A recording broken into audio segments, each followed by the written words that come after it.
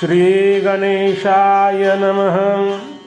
जेथे वेदान कळे पार, पुराणासी अगोचर, तो हा पंढरी राणा बहु आवडतो मना. सहा शास्त्र शिनली, मग मौनची राहिली, सेना म्हणे माय बाप, उभा कटी ठेवणी हात.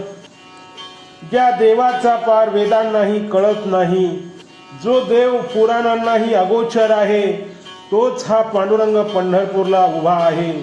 तो माझ्या मनाला फार आवडतो.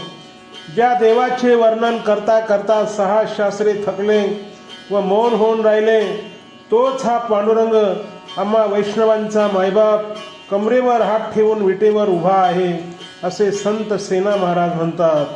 ओ